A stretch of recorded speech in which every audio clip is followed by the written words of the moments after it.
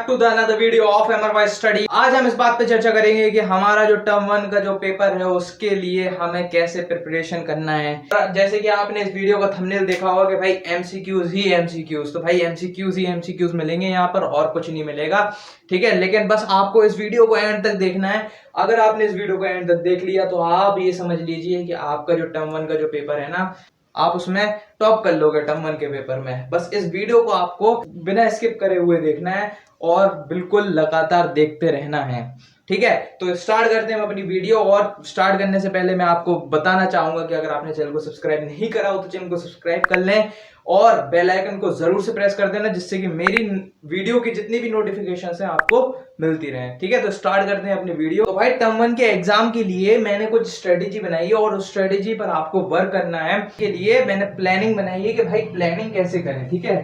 तो वही प्लानिंग बनाई है मैंने कि भाई टर्म वन का एग्जाम होने वाला है, एमसीक्यू में होने वाला है, भाई प्लानिंग कैसे होगी, किस तरीके से हमें पूरा क्या बोलते हैं जो टर्म वन के जितने भी एग्जाम्स हैं, चाहे वो कोई सा भी सब्जेक्ट हो। मैं एक्स वाई सब्जेक्ट की बात कर रहा हूँ, मैं इधर पे ये नहीं बोल रहा हूँ कि सिर्फ मैं इकोनॉमिक्स पढ़ाता हूँ या फिर मैं ज्योग्राफी पढ़ाता हूँ या हिस्ट्री पढ़ाता हूँ, तो उसके लिए नहीं, मैं हर सब्जेक्ट के लिए यहाँ पर बात करूंगा, एक पर्टिकुलर सब्जेक्ट को लेकर यहाँ पर नहीं चलूंगा, ठीक है।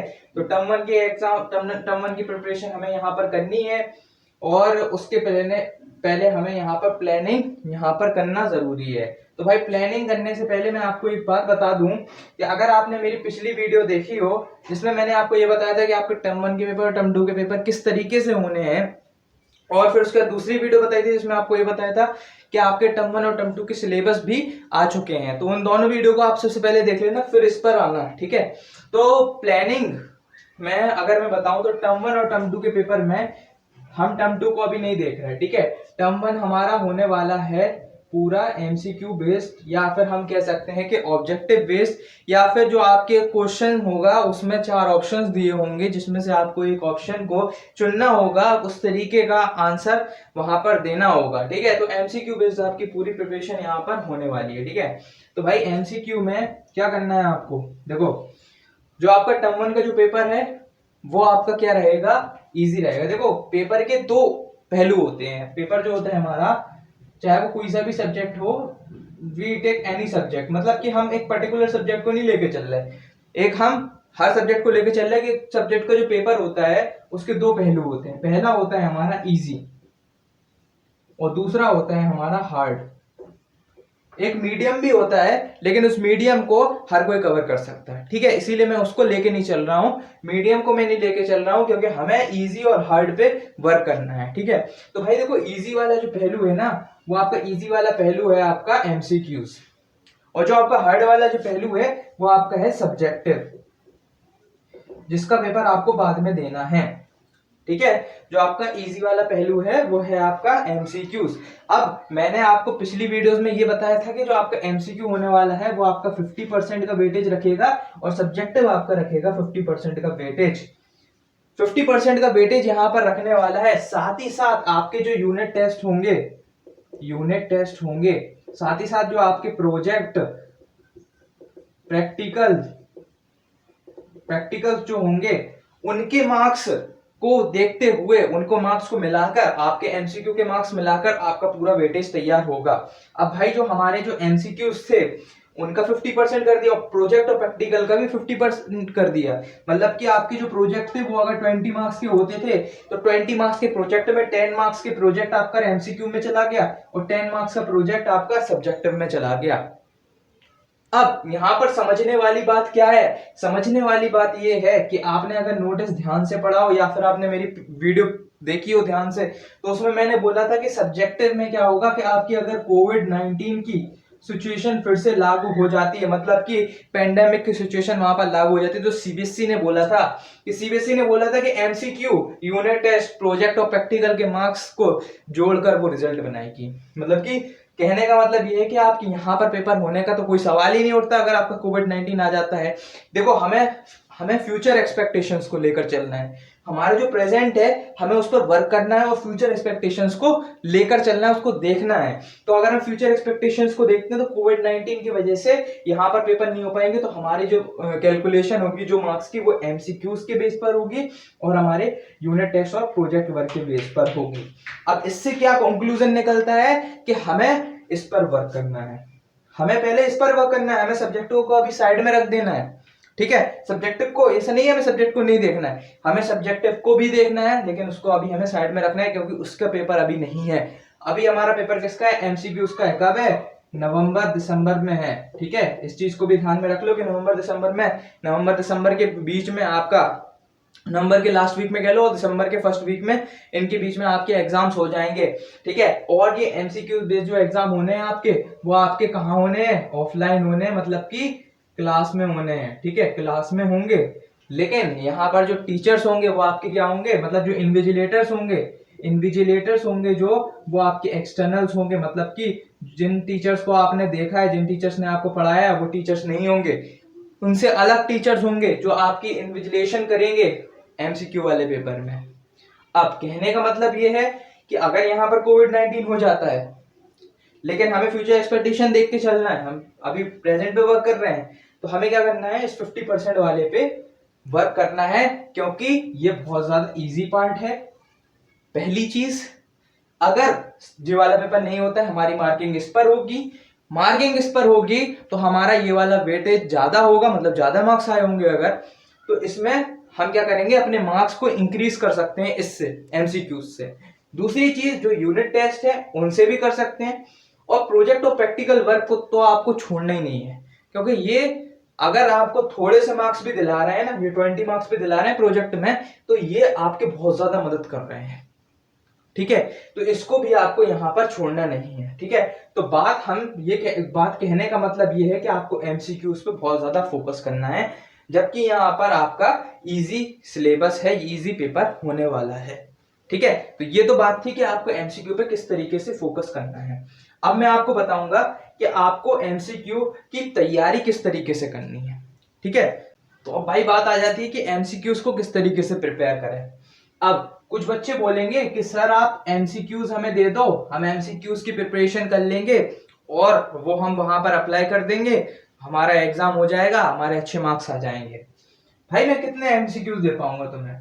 मान के चलो मैंने एक सब्जेक्ट में आपको 500 एमसीक्यूज दिए, एग्जाम्पल के तौर पे मैंने आपको 500 एमसीक्यूज दिए, आप वो 500 एमसीक्यूज याद कर लोगे? पता चला पेपर आया, पेपर में से मेरे बताए हुए के 100 एमसीक्यूज ही है बस। ठीक है, 100 एमसीक्यूज ही है। या फिर आप एक फॉर एग्जांपल ले लो, आपका 100 मार्क्स का पेपर हुआ और मैंने आपको 500 एमसीक्यूज बताए, 500 एमसीक्यूज में से सिर्फ 50 एमसीक्यूज ही है, वो 50 का क्या करोगे आप? फिर वहां पर 50 छोड़ के आ जाओगे। छोड़ने की अगर मैं बात करूं तो यहां पर आपको एक भी क्वेश्चन नहीं छोड़ना है। क्यों नहीं छोड़ना है वो मैं आपको बताता हूं। देखो, सबसे पहली चीज तो क्या है कि जो 500 एमसीक्यूज वाला जो खेल है ना, जो बच्चे बोलते हैं कि सर आप एमसीक्यूज दे दो, हम एमसीक्यूज की प्रिपरेशन कर लेंगे, या नहीं। देखो, हमारा जो सिलेबस है, वो थ्योरी और प्रोजेक्ट पर बेस्ड है। कहां पर बेस्ड है? थ्योरी और प्रोजेक्ट पर। सीबीएसई किस पर मार्क्स देगी? थ्योरी पर और प्रोजेक्ट पे मार्क्स देगी। प्रोजेक्ट तो हमने कंप्लीट कर लिया, प्रोजेक्ट हमें जैसा देना है वैसा देंगे, हम असाइनमेंट जैसा बनाकर देना है वैसा हम दे देंगे प्रोजेक्ट में। लेकिन जो थ्योरी की प्रॉब्लम है ना, वो लोग कुछ समझ रहे हैं कि भाई जो 500 एमसीक्यूज हमें मिलेंगे, कहीं से भी किसी टीचर से मिलेंगे, किसी एजुकेटर से मिलेंगे, हम उन 500 एमसीक्यूज को याद कर लेंगे और बस हो जाएगा हमारा। लेकिन यार नहीं, देखो 500 एमसीक्यूज तो मैंने पढ़ा दिए, लेकिन उससे अलग हटके आ गया 50 तो है, 50 का क्या करोगे फिर? तो उसके लिए आपको क्या करना पड़ेगा? जो आपको जो थ्योरी है ना, उस थ्योरी को आपको समझना पड़ेगा। ठीक है, उस थ्योरी को पूरा समझना पड़ेगा, एक एक पॉइंट समझना पड़ेगा अच्छी तरीके से, कहीं से भी क्वेश्चन बन जाएगा, आपको पता नहीं चलेगा। और ठीक है, लेकिन यहां पर आपका इजी रहने वाला है, तो आपको ज्यादा लोड भी नहीं लेना है। जो टफ पार्ट है आपका वो बाद में सब्जेक्टिव है, तो उसके लिए भी मैं वीडियोस बनाऊंगा, तो उसकी प्रॉब्लम आप नहीं करिए। ठीक है, तो एमसीक्यूज की अगर बात करें तो एमसीक्यूज किस तरीके से प्रिपेयर करना है, तो आपको पॉइंट्स के द्वारा मैं बताता हूं। देखो, सबसे पहला पॉइंट आपको क्या करना है, अगर जो लोग एनसीईआरटी पढ़ते हैं, एनसीईआरटी का सिलेबस लेते हैं, ठीक है, एनसीईआरटी की बात कर रहा हूं मैं, ठीक है, ऐसी वैसी बुक की बात नहीं कर रहा, एनसीईआरटी की बात कर रहा हूं। एनसीईआरटी का अगर कोई सिलेबस ले रहा है तो उसके पीछे एक्सरसाइज दी होती है। बहुत लोगों ने अगर एनसीईआरटी देखी हो तो उसके पीछे एक्सरसाइज दी होती है, और एक्सरसाइज में भी बहुत सारे एमसीक्यूज क्वेश्चन दिए होते हैं, ऑब्जेक्टिव बेस्ड क्वेश्चंस दिए होते हैं। उन क्वेश्चंस को सबसे पहले आप कवर कर लो, उन क्वेश्चंस को आप सबसे पहले लिख लो। एक मतलब एक हर एक्सरसाइज में दिए होंगे तो आप एक मतलब बुक बनाओ या फिर एक कॉपी बनाओ, उसमें सारे एमसीक्यूज लिख दो जितने चैप्टर में है सब।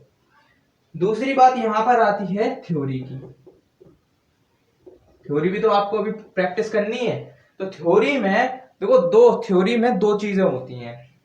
थ्योरी में दो चीजें होती हैं। सबसे पहली इंपॉर्टेंट थ्योरी जिसको हम कहते हैं बेसिक टर्मिनोलॉजी, कहते हैं कि बेसिक फैक्ट्स, ठीक है, facts and terminology, facts and terminology. तो इन पर आपको ज्यादा फोकस करना है, उन्हीं से एमसीक्यूज बनने का बहुत ज्यादा चांस रहता है। तीसरी ओर आता है हमारा एप्लीकेशन बेस्ड क्वेश्चन, ठीक है, जो अप्लाई हो रहे हो।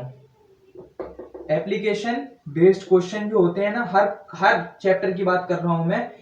एप्लीकेशन बेस्ड क्वेश्चंस को आपको लैक नहीं करना है, इन क्वेश्चंस को आपको समझना है। एग्जाम्पल के तौर पे अगर मैं ले लूं तो कोई भी न्यूमेरिकल है, कोई भी फॉर्मूला है, तो उसको आपको पीछे नहीं छोड़ना है, क्योंकि उससे भी क्वेश्चन बन सकता है, ठीक है। चौथी चीज यहां पर आती है हमारी कि आपको स्मार्ट स्टडी करनी है। ऐसा नहीं है कि मतलब आपको सब चीजें पढ़ना है, सब चीजें समझना है, लेकिन पढ़ना आपको स्मार्ट तरीके से, मतलब कि सब कुछ नहीं पढ़ा जाता, पढ़ा वही जाता है जो आता है, ठीक है। और वो पता कैसे लगाया जाता है? स्मार्ट स्टडी से पता लगाया जाता है, ठीक है। फिफ्थ चीज आती है हमारी कि हमें कुछ कॉन्सेप्ट्स होते हैं जो हमें समझ में नहीं आते। उन कॉन्सेप्ट्स को किस तरीके से समझना है? वेब चार्ट्स की मदद से, और हम ये कह सकते हैं कि वेब चार्ट्स की मदद से आप समझ सकते हो, टेबल्स की मदद से समझ सकते हो, डायग्राम्स की मदद से समझ सकते हो। इनसे आपको ज्यादा जल्दी समझ में आ जाएगा, ठीक है। एक तरीका मैंने यहां पर समझा दिया। सिक्स्थ पॉइंट यहां पर आता है कि आपको क्या करना है, आपको यहां पर नोट्स बनाना है। कैसे नोट्स? ऐसे नोट्स कि जो आपको एमसीक्यू में मदद देते हैं, मतलब कि ऐसे नोट्स बनाओ अपनी तरीके से, या फिर मैं कुछ नोट्स दूंगा आपको पीडीएफ फॉर्मेट में, आप उन नोट्स को तैयार कर सकते हो। साथ ही साथ मैं कुछ एमसीक्यूज भी दूंगा कि कुछ बच्चे ये ना बोले कि भाई एमसीक्यूज नहीं दिए सर ने, क्योंकि एमसीक्यूज देना जरूरी है। हम जिस फील्ड में जा रहे हैं, मतलब कि हम जिस फील्ड में जंग करने जा रहे हैं, तो हमें उस फील्ड के बारे में पता होना चाहिए कि भाई फील्ड कैसी है वो, ठीक है। हम एमसीक्यूज का पेपर देने जा रहे हैं तो हमें पता होना चाहिए कि भाई एमसीक्यू का पेपर आता कैसा है। तो सैंपल पेपर, एमसीक्यूज के मॉडल पेपर, वो सारे मैं आपको वहां पर दूंगा। सेवेंथ आता है हमारा रिवीजन करना है। क्या करना है? रिवीजन। Revision is must. आपको प्रिपरेशन आपकी हो रही है, आपको क्या करना है हफ्ते में, या आप रोज भी कर सकते हो रिवीजन। रिवीजन ऐसी चीज है कि आप रोज भी कर सकते हो, रोज करोगे तो बहुत बेटर है, हफ्ते में करोगे तो वो आपकी मर्जी, ठीक है। मैं तो आपको बता रहा हूं कि आप हफ्ते में कर सकते हो। एवरेज से एवरेज स्टूडेंट भी बहुत ज्यादा अच्छे मार्क्स लेकर आएगा अगर आप रिवीजन करोगे तो। रिवीजन बहुत अच्छी चीज है, हमारे माइंड को पॉलिश करने वाली चीज है रिवीजन। एट्थ अगर मैं बात करता हूं तो आपको क्या करना है, आपको रेगुलर क्लास में रहना है। रेगुलर क्लासेस अटेंड करना है आपको, ठीक है। रेगुलर क्लासेस का मतलब ये नहीं है कि आप अपने स्कूल के टीचर की जो ऑनलाइन या ऑफलाइन क्लास चल रही है उसको छोड़ दो, आप किसी यूट्यूब के एजुकेटर के पास भाग जाओ। नहीं, आपको सबसे पहले आपके एजुकेटर की क्लास, जो आपके जो क्लास टीचर्स हैं उनकी क्लास लेनी है। वहां पर आपकी अटेंडेंस मस्ट है, आपको वो क्लास नहीं छोड़नी है। बाकी जो बचा टाइम होता है ना, वहां पर आपको किसी यूट्यूबर की या किसी एजुकेटर की क्लास लेनी है जो आपको समझाए, ठीक है। लेकिन आपको वहां पर पहले जाना है, वहां पर आपको उनकी रिस्पेक्ट करनी है। वो फिर क्या सोचेंगे कि हम इतनी मेहनत करके पढ़ा रहे हैं और आप लोग नहीं पढ़ रहे हैं। वहां पर आपको उनकी रिस्पेक्ट करनी है, ठीक है। नाइन्थ आता है अपने पास क्या, नाइन्थ आती है सेल्फ स्टडी, ठीक है। सेल्फ स्टडी, सेल्फ स्टडी कैसे? रेगुलर क्लासेस के बाद जो आपने क्लासेस ले ली, आपने किसी एजुकेटर की वीडियो देख ली, तो जो बचा हुआ टाइम रहता है ना, उसमें आपको सेल्फ स्टडी करनी है। इन्हीं सारी चीजों की सेल्फ स्टडी करनी है और किसी चीज की सेल्फ स्टडी नहीं करनी, ठीक है। तो इन सारी चीजों की आपको सेल्फ स्टडी करनी है, ठीक है। देखो 10th पॉइंट इससे क्या बन जाता है, इन्हीं सारी चीजों का कंक्लूजन बन जाता है। 10th पॉइंट हो जाता है हमारा कि हमें क्या करना है, practice. Practice makes man perfect. तो हमें क्या करना है, हमें ज्यादा से ज्यादा एमसीक्यूज के ज्यादा से ज्यादा पेपर्स लगाने हैं, उनकी प्रैक्टिस करनी है। प्रैक्टिस करेंगे तो हमारा एमसीक्यू वाले पेपर में हम धूम मचा देंगे। और हमें मचाना भी है, क्योंकि हमने आपको बता दिया शुरुआत में वीडियो में कि किस तरीके से आपके एमसीक्यू मदद करेंगे आपके वेटेज बढ़ाने में, ठीक है। तो एमसीक्यूज की आपको प्रिपरेशन बहुत ज्यादा करनी है, बहुत इसी तरीके से करनी है जिस तरीके से मैंने आपको बताया।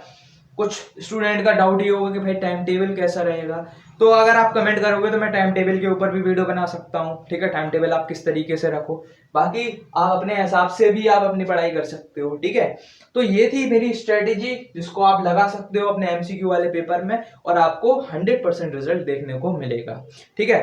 तो यहाँ अगर कुछ डाउट वगैरह हो तो आप कमेंट सेक्शन में लिख सकते हो। वीडियो अच्छी लगी हो तो वीडियो को लाइक और चैनल को सब्सक्राइब नहीं करा हो तो चैनल को सब्सक्राइब। मिलते हैं अगले टॉपिक के साथ, तब तक के लिए थैंक यू।